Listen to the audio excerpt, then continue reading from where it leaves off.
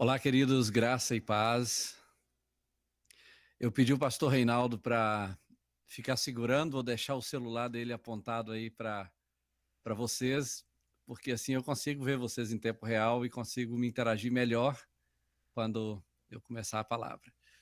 Bom, nós estávamos aqui, Luciane e eu, acompanhando todo esse processo, na verdade, do início do culto até agora, vendo tudo que Deus fez através das suas mãos, através da sua disposição durante esse ano de 2022 e nos alegrando pelas maravilhas do Senhor através da sua vida. Na verdade, se alguém perguntar para você em qualquer lugar da cidade, você pode dizer: Jesus está nas ruas. Jesus está nas ruas de Viçosa. E as mãos, os olhos, os braços, os pés, a boca de Jesus, toda a expressão do corpo de Jesus está sendo manifesta através das ações que você faz diariamente, servindo, amando, cuidando e proclamando o evangelho, não só com palavras, mas com atitudes, com posturas como essas que nós vimos aí nos vídeos e através do depoimento de cada uma dessas pessoas. Louvamos a Deus pelas células que estão, vi algumas pessoas celebrando, células cheias, procurando casas para ter espaço para abrigar a célula. Isso é maravilhoso ver isso, sabendo que essa visão não morreu no seu coração, sabendo que os sonhos de Deus continuam mais vivos do que imaginamos. É através de atos como esses que a glória de Deus vai se espalhando pela cidade, vai se espalhando pela região, pela zona da mata. Deus vai te usar, vai usar esta geração e as próximas, em nome de Jesus, para cumprir esse propósito dele. Também estava aqui louvando a Deus pela vida dos líderes, dos pastores, né, que estão na frente, trabalhando duramente, intensamente, quase que 24 horas por dia. A gente sabe como é, a gente já experimentou isso na prática, 20 anos em Viçosa, e estamos ainda, né, na expectativa de experimentar mais disso ainda aí em Viçosa a qualquer momento. Mas ainda assim a gente louva a Deus pelo que Deus está fazendo através desses pastores, e depois de mais de 7 anos que estamos ausentes, a gente percebe a mesma energia, a mesma intensidade, com ferramentas ainda mais afiadas e mais preparadas, pessoas novas chegando, pessoas antigas perseverando. A gente louva a Deus por isso.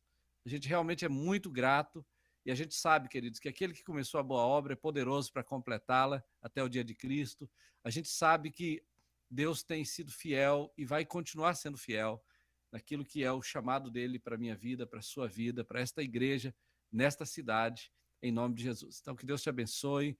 E tem uma coisa que a Bíblia diz, e que eu louvo a Deus por isso: a Bíblia diz: Deus não é injusto para esquecer todo o trabalho e todo o esforço que nós temos dedicado servindo aos santos, e ainda fazemos isso. Então, a gente louva a Deus por saber que aquilo que você está fazendo, ainda que não está sendo transmitido na televisão, ou ainda que por alguma razão não apareceu no vídeo, ou ainda que tenha aparecido, mas não vai aparecer todas as coisas que você tem feito para Deus, saiba de uma coisa: que todas essas coisas que você tem feito, na verdade, estão registradas nos anais eternos. Deus sabe disso e Deus recompensa cada um de nós, porque o nosso trabalho no Senhor não é vão.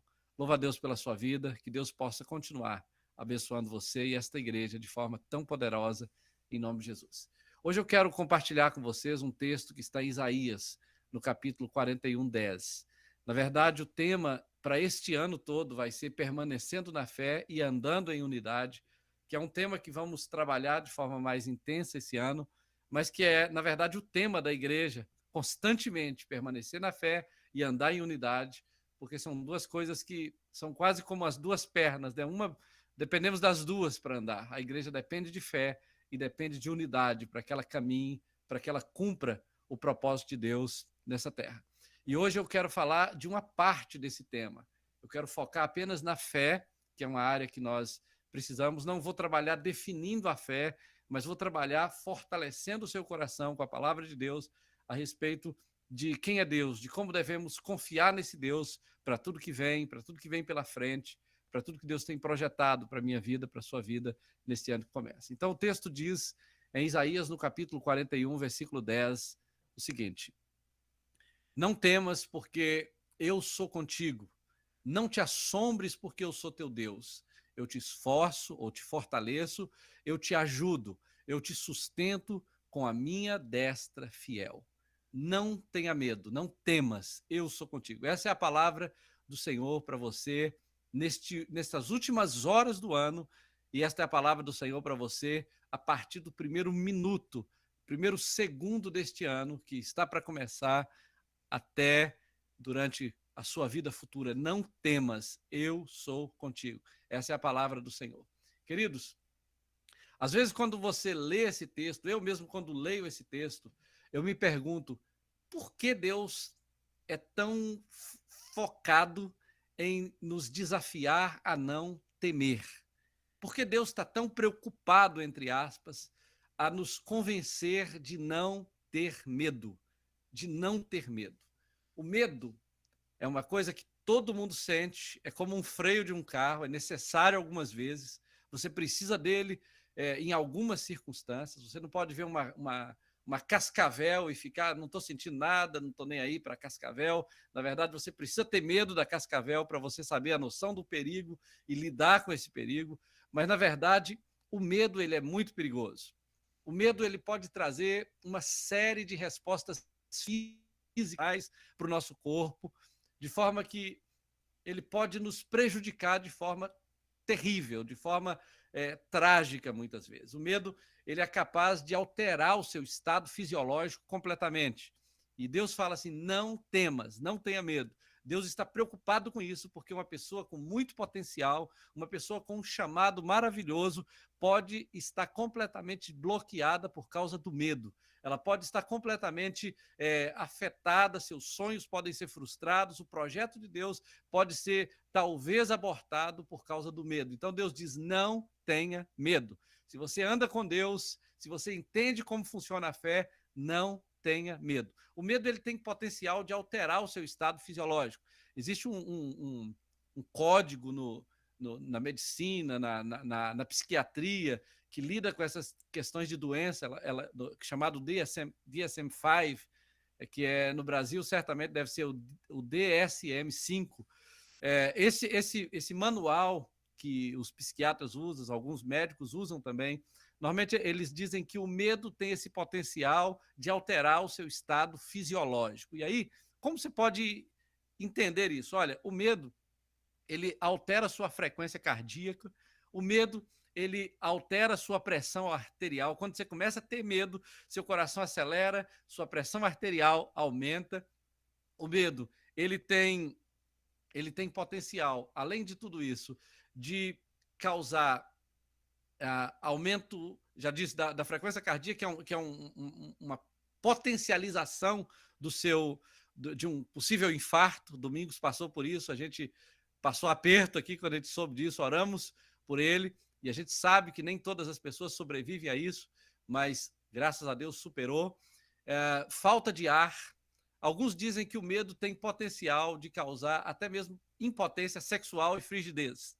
O medo ele afeta você fisiologicamente, ele causa ansiedade, ele pode causar pânico, ele pode causar depressão e ele também pode causar isolamento. Por medo, muitas pessoas não saem, não fazem muitas coisas que deviam fazer. Mas o medo ele tem um potencial de alterar também o seu relacionamento com Deus, de matar seus sonhos, sua fé. Ele tem potencial de afetar a sua vida espiritual, o seu estado espiritual e te deixar tímido, com medo. Você lembra na Bíblia de Saul e outros homens de Deus que naquele tempo, diante de Golias, com medo, se recolheram e ficaram ali esperando o pior, porque não tinham fé o bastante para enfrentar Golias. Davi, com fé, ele enfrentou Golias, porque a fé que Davi tinha superou o medo daquelas pessoas, superou o medo que uma pessoa naturalmente poderia ter, e ele conseguiu sobrepor-se àquele inimigo e ter vitória. Então, queridos, o medo ele pode afetar o seu chamado, ele pode afetar o seu propósito de vida, o seu casamento, sua vida profissional. Então, Deus diz: não tenha medo. Quando você lê esse texto, Deus está falando diretamente, antes de qualquer coisa, ao povo de Israel, que naquele contexto estava enfrentando dificuldades, medos em relação a invasões inimigas. Nabucodonosor estava para cercar Jerusalém, para tomar Jerusalém. Deus estava no controle dessa situação, mesmo sabendo que isso possivelmente iria acontecer e aconteceu. Então, é claro que, se for possível, eu desafio você a ler esse capítulo todo na sua casa. Isso vai te ajudar a ter uma noção melhor do contexto. Você vai ver pessoas ali se juntando para fazer ídolos e colocar na parede, buscando esperança em deuses errados. E Deus, então, confronta todo aquele cenário espiritual que Israel estava vivendo diante do medo que eles estavam passando. Então, isso vai te ajudar a se localizar melhor no texto. Eu quero ir direto ao ponto, para ser bem objetivo nessa palavra, e vou te dar um pequeno panorama desse texto e fazer algumas aplicações. Então, neste capítulo, Deus desafia o povo de Israel a olhar para aquilo que eles estavam vendo em termos de apostasia, e, em outras palavras, Deus está desafiando os deuses pagãos que haviam naquele contexto espiritual de Israel, pessoas que estavam animando umas às outras para se levantarem, fazerem um ídolo, fixá-lo na parede.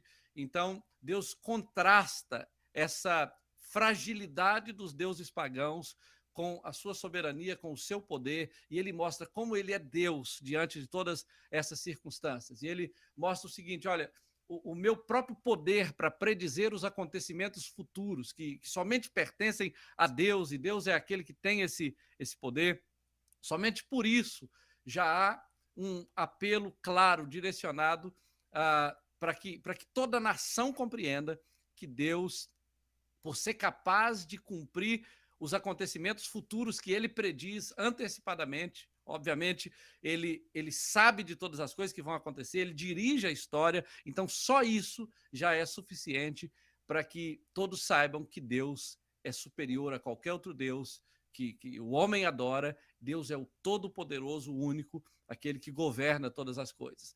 Mas o Senhor, ele faz predições a respeito de Israel, nesse contexto específico, e se você continua lendo a Bíblia durante a história, você percebe que as predições que Deus faz a respeito de Israel, do que iria acontecer, aconteceram. O propósito dele se cumpriu, o que ele havia dito que aconteceria, aconteceu, e tudo isso vai estabelecendo na cabeça de Israel, no contexto da nação, que Deus é o Todo-Poderoso, é o Senhor. Um comentarista muito conhecido aqui nos Estados Unidos e também no Brasil, chamado Wesby, ele já é falecido, já está com o Senhor. Ele comenta que em 7 ocasiões diferentes, né, nesta seção do livro de Isaías 41, o Senhor vai dizer ao povo 7 vezes: não temas. 7 vezes. Esse número 7 dá uma ideia de completude, mais do que aquela ideia de perfeição que muita gente tem, pensa que o número 7 representa. Na verdade, é uma ideia de completude. Deus está dizendo assim, 7 vezes: não há necessidade de ter medo se você está com o Deus certo. Não há por que ter medo se você sabe com que Deus você está andando, se você sabe com que Deus você está tendo comunhão. Não tenha medo. Também, nós hoje nos exortamos a nós mesmos. Eu me exorto, você se exorta, e essa palavra de Deus exorta a cada um de nós para que não tenhamos medo. Devido a todas aquelas circunstâncias que os judeus estavam enfrentando, eles tiveram motivos de sobra para temer. Eles tinham motivos de sobra. Talvez cada um de nós no Brasil e aqui temos motivos para temer devido a tantas circunstâncias, tantas notícias, tantas adversidades que estão, de certa forma, bombardeando a nossa cabeça por meio das mídias sociais o tempo todo. Contudo, havia para Israel uma grande razão para eles não ter medo. E há também para nós uma grande razão para não termos medo. E a razão era: o Senhor estava com eles. O Senhor lhes daria sucesso. Era isso que ele estava dizendo. E o Senhor está com você. Existe uma promessa de Deus para aqueles que andam com o Senhor. Deus está dizendo: olha, eu lhes darei sucesso. Ele estava dizendo para Israel, e a palavra dele é uma palavra extremamente aplicável a nós, aqueles que andam com o Senhor. Então, Deus procurou acalmar os medos que Israel estava enfrentando naquela circunstância, garantindo que ele iria à frente deles, que ele trabalharia por eles. E aí o Senhor explicou assim, de certa forma, ele explica isso no texto, mostrando que ele cumpriria o propósito dele. E a razão para não ter medo estava fundamentada em 3 verdades. A primeira, o inimigo que Israel estava temendo, que era Ciro, o rei da Pérsia, Deus estava dizendo: eu é que levantei Ciro, eu é que o levantei. Então, não tenha medo. Quando o inimigo se levanta, Deus muitas vezes está exatamente na posição de controlar essa situação. Deus quis chamar um rei pagão de meu pastor, e ele fala assim: eu o levantei, não tenha medo. Ele está fazendo hoje algo pelo qual será castigado no futuro, mas nesse momento eu o levantei. Então Deus levanta Ciro, depois Deus levanta a nação de Israel. Ele falou: eu levantei Ciro, eu estou levantando a nação de Israel, e nesse mesmo texto você vai ver uma referência clara de que ele também levantaria o Messias, que no futuro cumpriria a promessa e se levantaria como rei da nação de Israel, não apenas para livramento da nação em termos espirituais, políticos e etc., porque isso ainda se cumprirá no futuro, mas Deus estava principalmente mostrando: olha, existe uma salvação completa, um projeto completo que eu preparei que se cumprirá no Messias. Então, ele levanta Ciro, depois ele levanta a nação de Israel e depois ele levanta o Messias. Tudo isso está claro nesse texto e vocês podem acompanhar à medida que tiverem tempo para ler o texto. Então, não temas, porque eu sou contigo. Não te assombres, porque eu sou teu Deus. Essa é a mensagem do Senhor para aquele povo, é a mensagem do Senhor para nós. Deus está nos lembrando, querido, que Ele está conosco e que, uma vez que Deus está conosco, não há razão para ter medo. Não há razão para ter medo. Deus está nos lembrando que não precisamos desanimar ou desmaiar, como o texto, a própria expressão que o texto usa. Não precisamos desanimar e nem desmaiar, porque Ele está conosco, Ele nos ajudará. É isso que a palavra diz. Deus está nos lembrando que Ele proverá para nós e nos protegerá, e que podemos confiar na sua força, na sua orientação, porque Ele está no controle, Ele está no comando.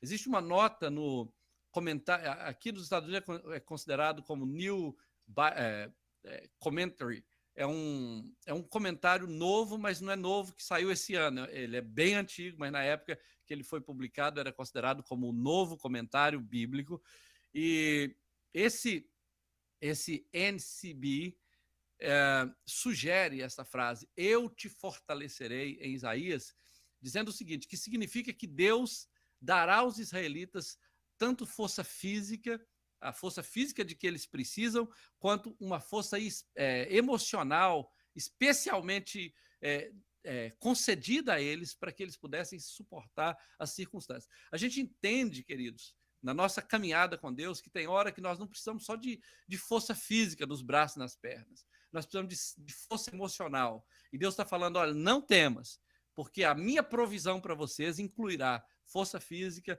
e suporte emocional para que vocês enfrentem essas circunstâncias. O pastor Reinaldo estiver me ouvindo aí, lembra de deixar a imagem para eu ver a igreja. Deu uma apagada aqui. Não temas. Força física, suporte emocional. E os comentários também... Obrigado, pastor Reinaldo. Os comentários também sugerem que essa frase, eu te ajudarei, que está no texto, essa mesma frase, o Senhor dizendo eu te ajudarei, significa que Deus fortalecerá os israelitas, e também receba isso como uma palavra de Deus para você, fortalecerá os israelitas com assistência e com todos os recursos que eles precisam para alcançar aqueles objetivos que estavam delineados por Deus. Então, queridos, a ajuda de Deus é física, é emocional, ela é acompanhada de provisão de recursos necessários, de assistências necessárias para que o propósito dele seja cumprido.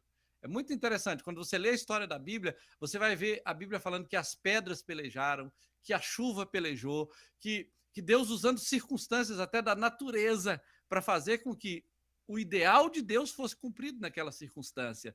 Então, queridos, quando Deus precisa, Deus usa. Quando Deus precisa usar a natureza, a chuva, a água, o vento, as árvores, você vai ver Deus trabalhando para que tudo cumpra o seu propósito. Então, não temas. Há pelo menos, queridos, 3 aspectos teológicos que nós precisamos considerar quando lemos esse texto. A primeira coisa, o primeiro aspecto teológico que eu gostaria de considerar com vocês é o fato de Deus estar perto. Quando Deus está perto, é uma referência direta a um atributo divino, que é uma característica da natureza de Deus, é uma expressão do caráter de Deus, chamado onipresença. Onipresença. A onipresença anuncia que Deus é presente, ele é onipresente, ele é o Deus presente, capaz de estar em todo lugar ao mesmo tempo. É muito interessante pensar em onipresença, é, em relação a Deus, em contraste com qualquer uma outra coisa que você conhece. Por exemplo, eu estou aqui nos Estados Unidos e pregando para você aí no Brasil, mas eu não posso estar aqui nos Estados Unidos pregando para você aí no Brasil e estar aí no Brasil ao mesmo tempo pregando para mim aqui nos Estados Unidos. Eu só posso fazer esse caminho daqui para lá. O diabo, ele pode nesse momento estar tentando alguém, pode nesse momento estar tentando atrapalhar a vida de alguém, mas ele não consegue tentar dois ao mesmo tempo. Ele não consegue sair de onde ele está, tentar uma outra pessoa num outro país ou numa rua ao lado e ao mesmo tempo está tentando a pessoa naquela rua onde ele estava antes. O diabo não tem esse poder, embora ele, por meio dos seus demônios e principados e potestades, ele faz muita coisa, mas ele ainda é limitado porque ele não tem onipresença. Queridos, isso é para nos fazer aplaudir a Deus, sabe por quê? Porque o diabo é extremamente limitado quando você compara o seu poder com quem Deus é. Deus é onipresente. Deus é capaz de atender 7 bilhões de pessoas ao mesmo tempo, o tempo todo, e ainda continuar sendo Deus, atendendo o universo, atendendo o céu e a terra. Então, queridos, Deus está dizendo: não temas, porque eu estou contigo. Isso nos lembra da onipresença, isso nos lembra quem Deus é. E quando Deus diz estou contigo, ele não está apenas com a nação, ele está com a nação, mas ele está com cada pai, com cada pai, com cada mãe, com cada casal, com cada família, com cada indivíduo. Ele está com cada pessoa. Então eu posso assumir pessoalmente, Deus está comigo. Você pode assumir, Deus está comigo, porque ele é onipresente, ele tem esse atributo na sua natureza, ele é capaz de ser onipresente. E ele não está comigo pelos meus méritos, ele está comigo por causa dos méritos de Jesus. À medida que eu estou pregando aqui, eu estou vendo meus irmãos e amigos aí, dá vontade de parar de pregar e cumprimentar vocês. Muito bom. Queridos, Deus está presente, por isso, esse é um dos primeiros aspectos que eu devo considerar. E essa declaração é um lembrete da presença de Deus e do seu cuidado com o seu povo. Deus vai falar, a palavra de Deus vai nos dizer em Deuteronômio qual é a nação que tem deuses tão chegados quanto o nosso, que sempre atende quando clamamos. Qual é a nação? Procura aí os budistas, procura aí, na verdade, os chineses, os japoneses, procura aí qualquer nação que você conheça que tem deuses, que conhece os seus deuses e que tenha deuses tão chegados quanto o nosso. Deus que se fez homem e habitou entre nós, Deus que nos criou a sua imagem e a sua semelhança. Então, ao longo da Bíblia, Deus repetidamente diz ao seu povo para não temer, porque ele está com ele e os protegerá. Deus está com o seu povo, Deus está com você. Este versículo, queridos, faz parte de uma passagem muito maior. Deus está falando ao povo de Israel que enfrentaria muitas dificuldades, muitos temores, e ele diz: não tema. Deus lhes diz: não tenha medo, porque eu estou com vocês. Eu estou com isso.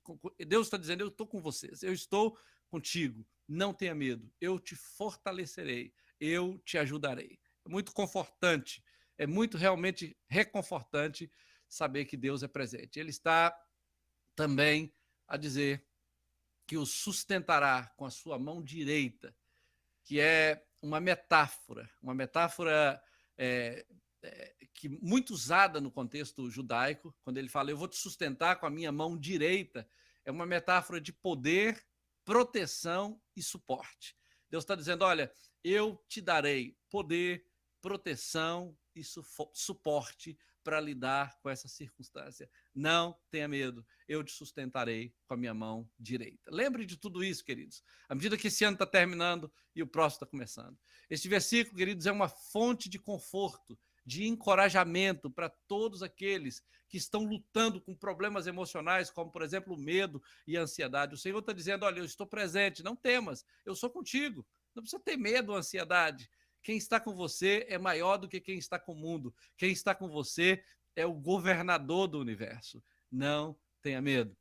Deus também, com essa palavra, ele está fortalecendo aqueles que estão desencorajados ou que estão desanimados. O termo usado no hebraico dá uma ideia de desmaiar no seu coração, né? Aquela ideia de esmorecer, né? Não tenha medo, eu sou contigo. O Senhor, nesse texto, ele vai dizer, eu sou a sua força, eu te fortaleço. Quantos de nós, muitas vezes, em situações difíceis, a gente estava com as pernas bambas, com as mãos bambas, achando que não tinha mais o que fazer, e a gente teve aquela experiência, aquela sensação e aquela certeza de que as forças que tivemos para enfrentar aquela situação não pareciam ser nossas. Nessas horas, você sabe, essa força não era minha, era o Senhor que estava ali em mim, me fortalecendo para eu completar a minha carreira. Então não tenha medo, o Senhor é a tua força. Ele está dizendo, eu te fortaleço. Você que está desanimado, desencorajado, com medo, preocupado com o que vai acontecer daqui a algumas horas, no ano que vem, olha, não tenha medo, o Senhor está contigo.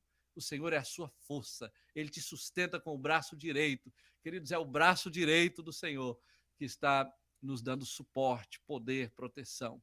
Depois ele fala também aqueles que estão se sentindo inadequados, aqueles que estão se sentindo inseguros. Eu te sustento com a minha destra fiel, com a minha mão direita vitoriosa. Eu te esforço, eu te equipo, eu te preparo para o conflito, eu te ajudo, eu te sustento para que você obtenha a vitória. É isso que o Senhor está dizendo. Não tenha medo, não se sinta inseguro. Você está sendo equipado pelo Senhor para viver o sobrenatural, para viver aquilo que ele tem projetado para a sua vida. Um grande comentarista inglês, um pastor que pastoreou a igreja onde Spurgeon foi pastor no seu tempo, anos antes de Spurgeon, ele era o pastor dessa igreja, e ele disse em um dos seus comentários bíblicos que não apenas na sua essência e poder Deus está presente, mas Deus está em todo lugar e por sua providência ele está apoiando, preservando, observando, ordenando e está cuidando de todas as coisas.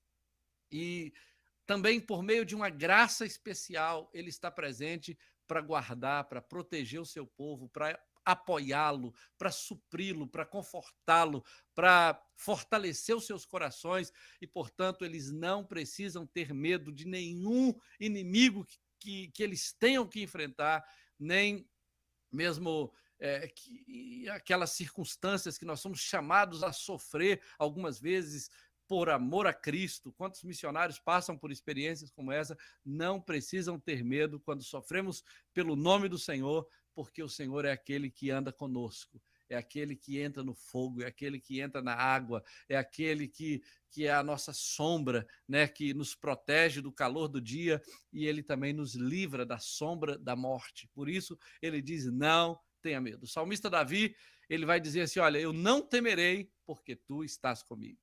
Essa precisa ser a declaração do meu coração, do seu coração, nesse ano que está começando. O Senhor está comigo.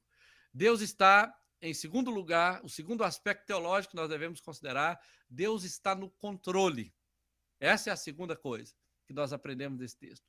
E quando a Bíblia fala de Deus no controle, ela destaca um outro atributo do caráter de Deus, uma outra característica da natureza de Deus chamada soberania.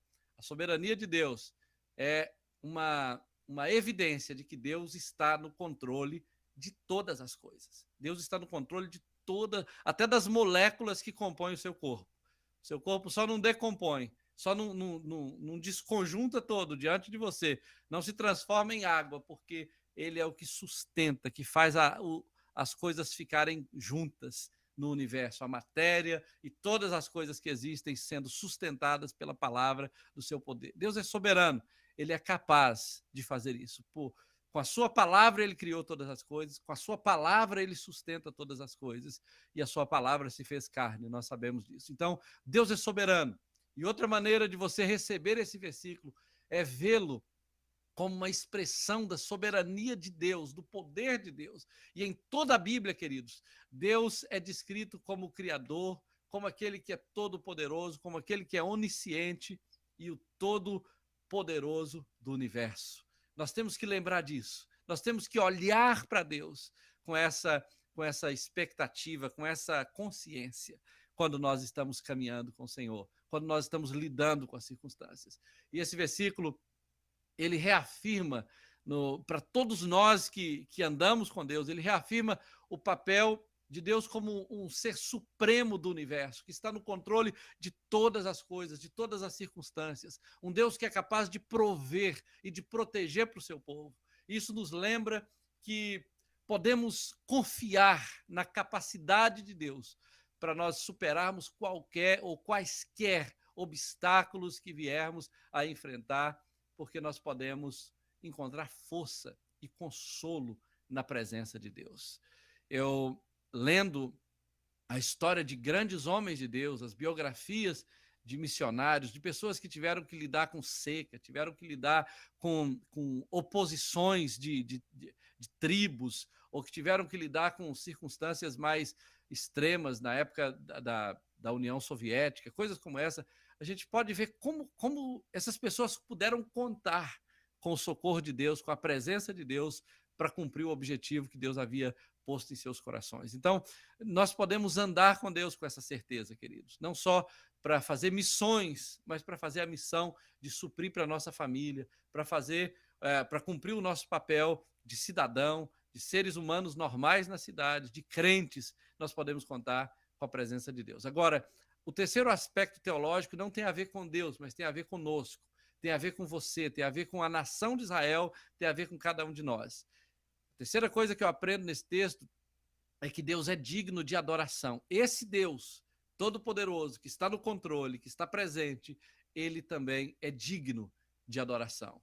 E ele, então, é digno dessa adoração, e Israel precisa confiar em Deus. Israel precisa se lançar com absoluta confiança no controle e na direção desse Deus. Então, essa é a terceira maneira de nós abordarmos esse versículo e de entendermos que nós somos chamados por Deus à confiança e à fé. Somos chamados a depositar a nossa confiança e a nossa fé em Deus. Ao longo da Bíblia, Deus pede, e eu diria assim que mais do que pede, Deus ordena ao seu povo que confie nele, mesmo quando enfrentam circunstâncias e desafios difíceis.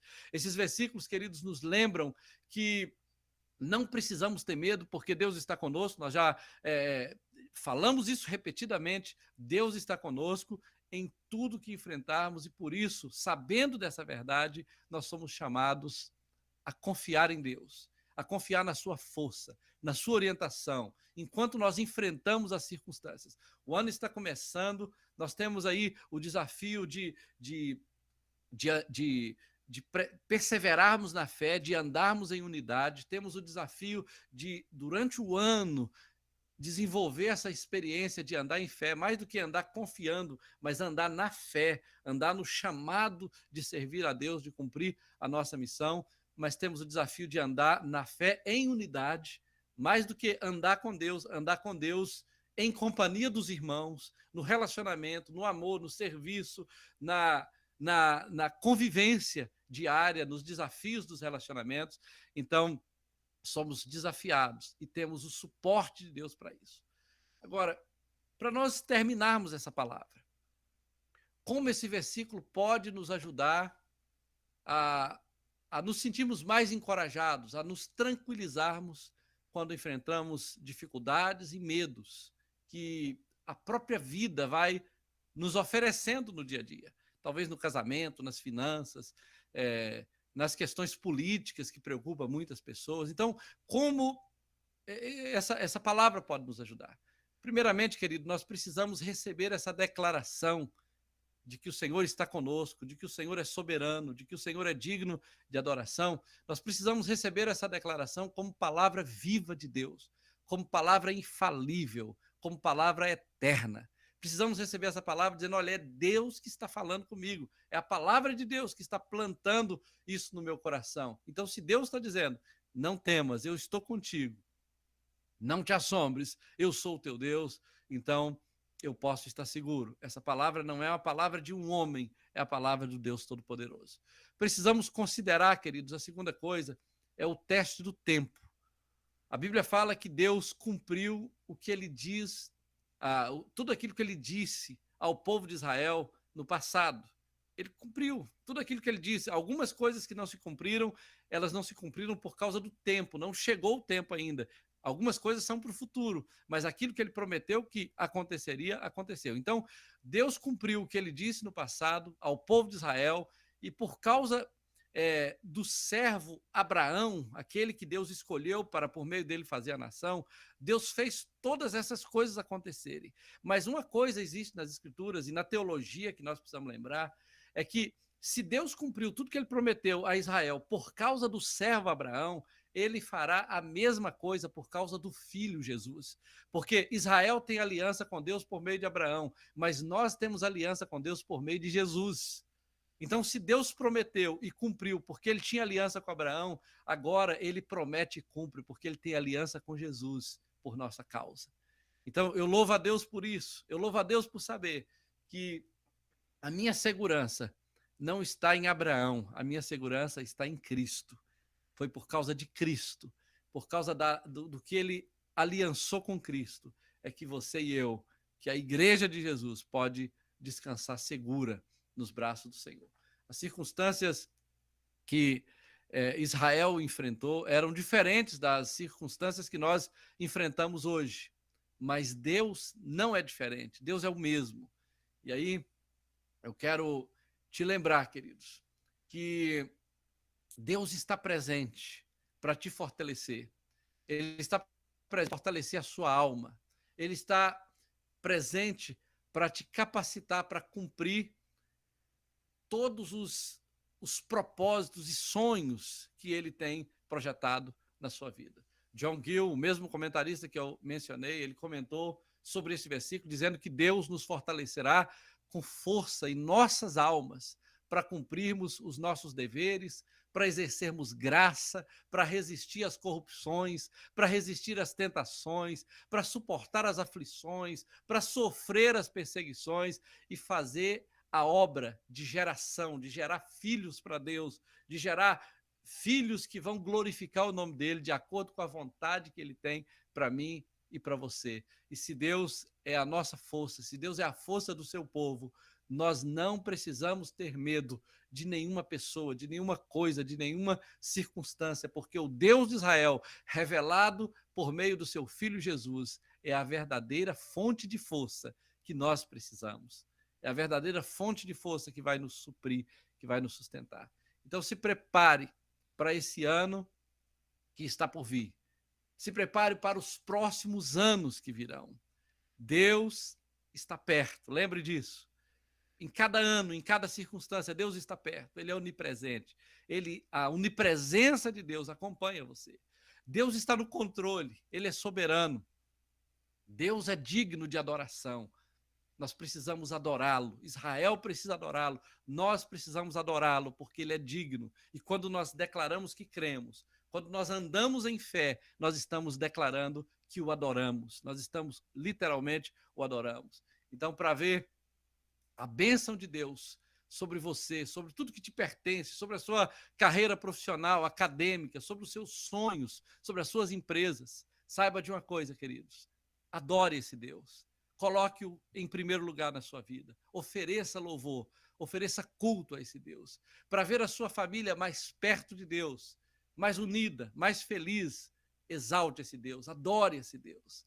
Honre esse Deus, coloque esse Deus na posição mais elevada da sua vida, da sua família. Para ver Deus te usando para gerar, para multiplicar células, para fazer células maiores, mais saudáveis, para cumprir o chamado de Deus nessa cidade, porque Deus vai espalhar a glória dele por essa cidade, mais ainda do que tem feito, na zona da mata, em todos os lugares, para ver tudo isso acontecendo. Coloque Deus na posição mais elevada, tenha essa resolução no seu coração, 2023, para frente, Deus vai ser o centro da minha vida, do que eu faço, do que eu sou, de como eu penso, de como eu ajo, para ver Deus te capacitando para se levantar como líderes, te capacitando para formar líderes, para cumprir o propósito dele, o chamado dele para esse novo tempo que está começando. Saiba disso, Deus está presente, ele precisa ser adorado e exaltado na sua vida, para ver essa luz de Deus que está em você, que está na CBPAS, que está em Paula Cândido, Ipiranga,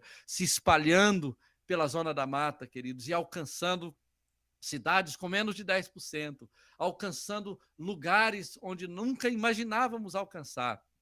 Lá na Zona da Mata, em toda a Zona da Mata, ou em qualquer outra parte do país ou do mundo, porque Deus pode fazer isso. Exalte o Senhor, engrandeça o Senhor nesse tempo. Eu estou aqui como seu pastor para te dizer uma coisa: os sonhos de Deus jamais morrerão. O tempo não mata sonhos. As circunstâncias não matam sonhos. Deus não está limitado a circunstância alguma. Deus pode surpreender você de forma extraordinária nos piores tempos que você estiver vivendo, porque Ele é Deus, Ele tem controle das circunstâncias. Então, que Deus te abençoe. Não temas, não desanime, confie nesse Deus. O Senhor é a sua força, Ele está aí com você diante de tudo isso. Ele é a fonte da sua força para esse ano que está começando.